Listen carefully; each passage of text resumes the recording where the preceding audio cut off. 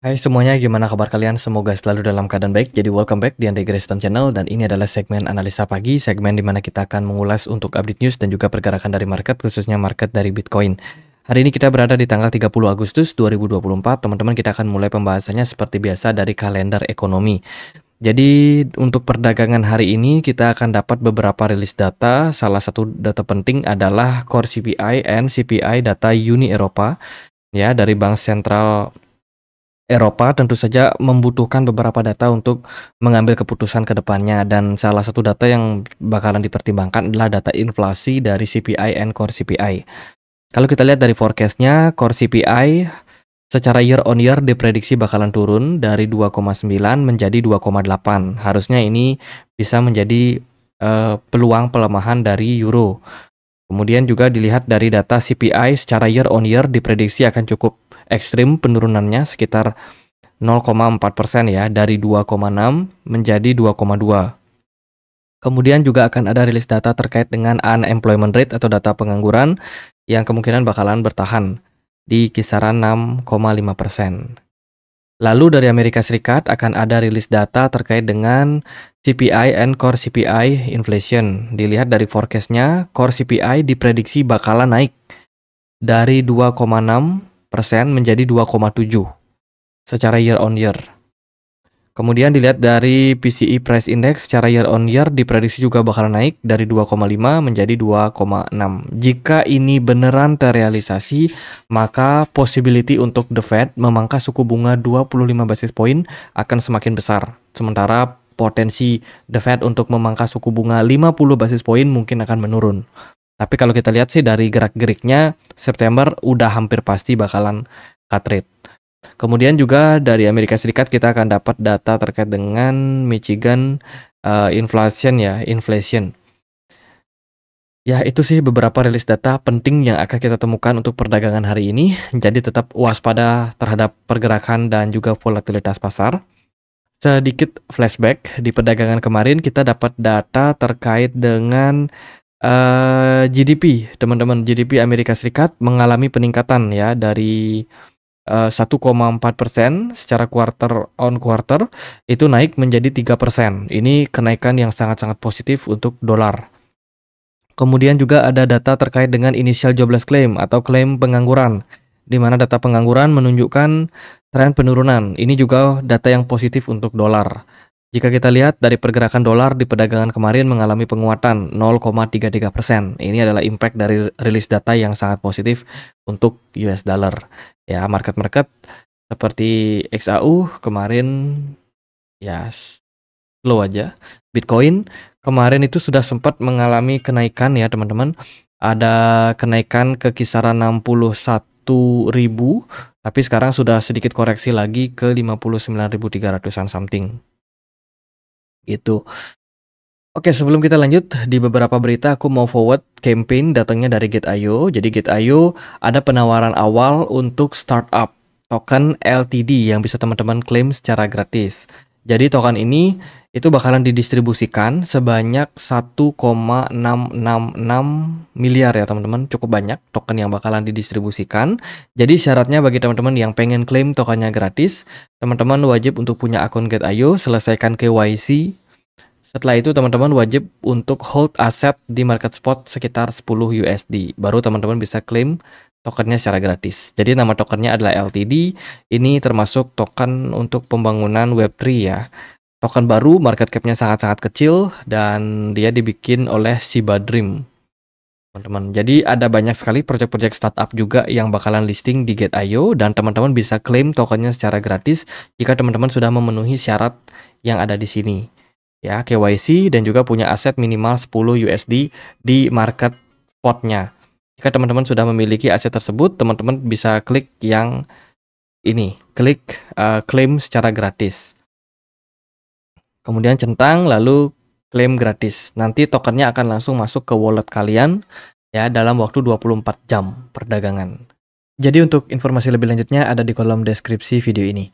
Teman-teman, dari beberapa data kita melihat di perdagangan kemarin ada outflow yang terjadi dari beberapa hedge fund ya, terutama datang dari Grayscale, kemudian juga datang dari Fidelity ya, ada arus keluar yang terjadi.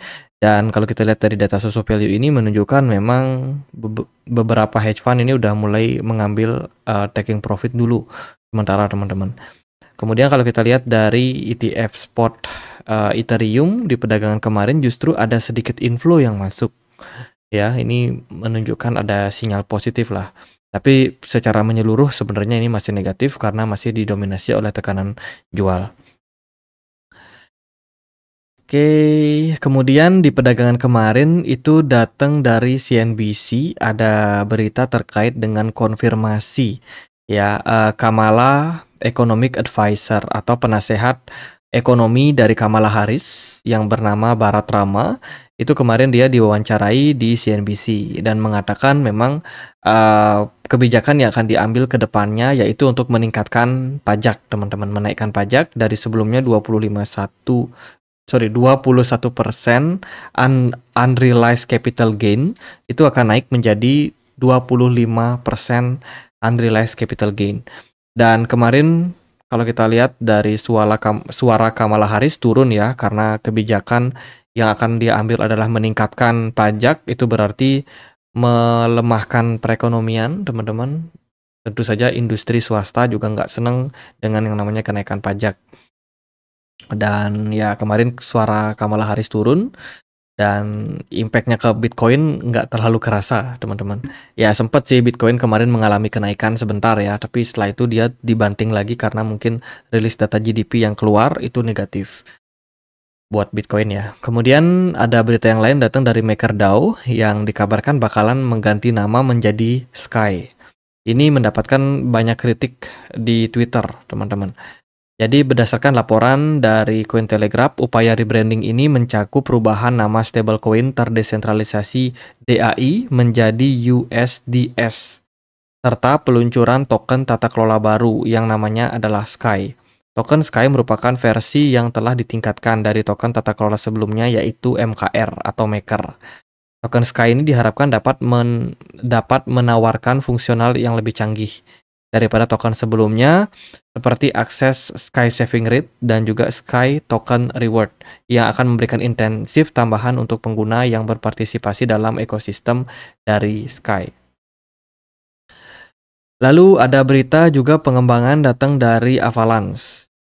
Jadi Avalanche meluncurkan program Infra Build dari Avalanche Foundation, sebuah inisiatif untuk memberdayakan pengembangan pembangunan perkakas dan juga infrastruktur penting yang perlu untuk mendukung peningkatan jumlah dari Avalanche Layer 1 melalui hibah retroaktif langsung berbasis tongkat sejarah. Program InfraBuild akan menandai proyek yang menunjukkan inovasi dan juga kepentingan strategis pada jaringan Avalanche.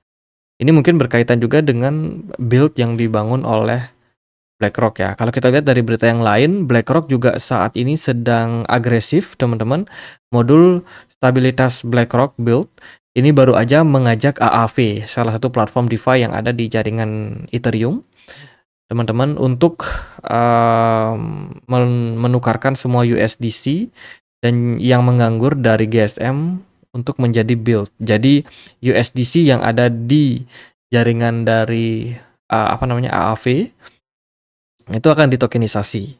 Ya, ditokenisasi masuk ke dalam build. Masuk ke dalam build miliknya BlackRock, dan ini tentu saja bisa menjadi salah satu upaya untuk memperkuat posisi BlackRock di pasar kripto, teman-teman. Berita yang lain datang dari Donald Trump. Kabarnya dia mengancam Mark Zuckerberg bila mana Mark Zuckerberg melakukan hal-hal yang bisa dibilang merugikan ya. Jadi kalau kita lihat dari berita ini berita sifatnya politis banget sih. Tapi oke, kita akan sampaikan. Mantan Presiden Donald Trump menulis sebuah buku baru yang diterbitkan minggu lalu bahwa Mark Zuckerberg berkomplot melawan pemilu 2020 dan mengatakan bahwa kepada eksekutif Meta akan menghabisi sisa hidupnya di penjara jika dia melakukannya lagi. Ini mewakili serangan terbaru Trump terhadap Mark Zuckerberg yang berulang kali dituduh melakukan intervensi dalam pemilihan presiden terakhir. Ya, jadi masalah pemilu, kemudian berita yang lain datang dari Apple, saat ini sedang berbicara untuk invest di OpenAI. Apple merupakan salah satu perusahaan teknologi yang mana dia sudah melirik nih saat ini dengan OpenAI, saling lirik-lirik ya. OpenAI sendiri dia udah kerjasama dengan Microsoft. Ini bakalan menjadi sebuah integrasi yang menarik sih. Apple itu mendukung render, sementara OpenAI di belakangnya ada WLD, WorldCoin. Apakah ini nanti akan ada konektivitas? Kalau kita melihat dari project sebelumnya itu ada FatAI, Ocean Protocol, kemudian juga ada SingularityNet ya yang join jadi satu satu company baru. Sementara dari Apple, apakah bakalan memungkinkan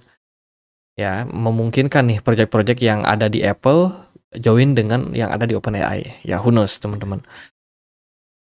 Dengan kerjasama ini tentu saja Apple nanti akan disupport dengan yang namanya ChatGPT dan lain sebagainya yang akan bisa memperkuat ekosistem milik Apple sendiri. Ini adalah ToneScan ya yang menandakan bahwa jaringan Tone sekarang sudah running lagi. Kemarin katanya sempat aktif, tapi sempat non aktif lagi dan sekarang sudah aktif kembali. Jadi jaringan Tone ini belakangan seperti kena masalah gitu ya, teman-teman. Tapi overall berita terbarunya sekarang udah running, kita juga udah bisa cek langsung di ToneScan bahwa transaksi perdagangan itu tengah berlangsung saat ini. Dan udah mulai normal lagi ya dilihat dari statistiknya. Ini pemilu tadi, kemudian berita juga datang dari Kylian Mbappe, salah satu pesepak bola nomor 1 di dunia saat ini ya, dengan valuasi termahal. Itu dikabarkan akun Twitternya kena hack. Nah, si hacker itu langsung menawarkan project crypto scam bernama Mbappe Token ya. Mbappe Token yang running di jaringan Solana. Jadi Mbappe Token ini merupakan fake token yang memang ditawarkan langsung dengan menggunakan Twitter dari Mbappe yang sudah di hack, teman-teman. Dan itu menimbulkan kerugian yang cukup besar untuk para investor yang kemarin sempat FOMO dan juga beli tokennya. Jadi hati-hati kalau teman-teman mendapatkan penawaran token ya, token-token artis, token-token pesepak bola, dan juga public figure lainnya. Kemudian berita datang dari Indonesia, consider katanya untuk ban Telegram. Indonesia mempertimbangkan pelanggaran Telegram karena kurangnya moderasi. Telegram dilaporkan gagal meningkatkan moderasi dan juga mengeluarkan resolusi dan juga distribusi konten terlarang setelah beberapa permintaan dari Indonesia. Jadi kabarnya Indonesia bakalan siap nih untuk blok si Telegram ini. Budiari Setiadi yaitu Menteri Kominfo ya, itu mengklaim bahwa dia consider untuk blocking Telegram. Oke, report terbarunya teman-teman. Itu sih. Lalu gimana nih kondisi dari market? Kalau kita lihat dari banyak drama yang ada pada market, so far Bitcoin dan kawan-kawan masih low ya, masih lesu teman-teman, masih bergerak dalam sebuah descending broadening wedge pattern. Kemarin kita expect adanya kenaikan rally, namun ternyata Bitcoin malah mendapatkan tekanan yang lumayan signifikan. Bitcoin turun balik ke kisaran 59.000 di atas area level support kisaran 56.800-an something. Untuk sementara sih pergerakannya masih gini-gini aja teman-teman. Kita expect adanya peningkatan balik ya. Rally lagi ke kisaran 66.000 setelah kita melihat realita bahwa Bitcoin gagal menembus level resistance di 66.000 dan saat ini harus kembali mengalami tekanan jual. Sementara data penting yang hari ini kita akan dapatin adalah data PC inflation. Dilihat dari forecast atau kemungkinan rilis data ini bakalan mengecewakan lagi untuk Bitcoin. Dilihat dari forecastnya, kemungkinan PC inflation akan naik.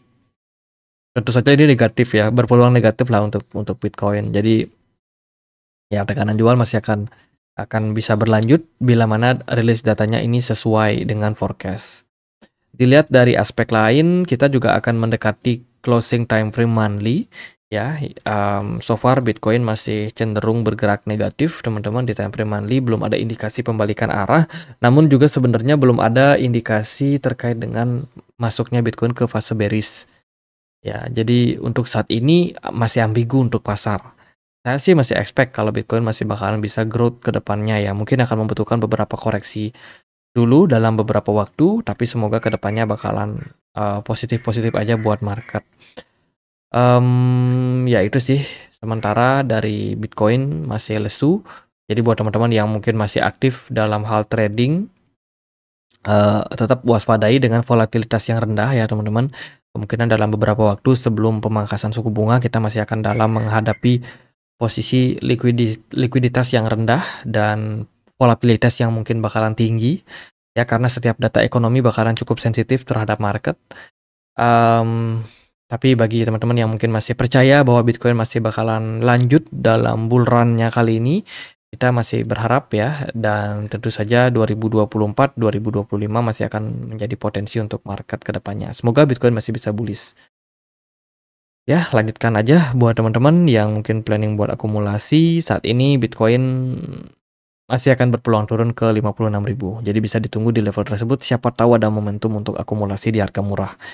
Sekian aja teman-teman, akhir kata saya Andre, makasih.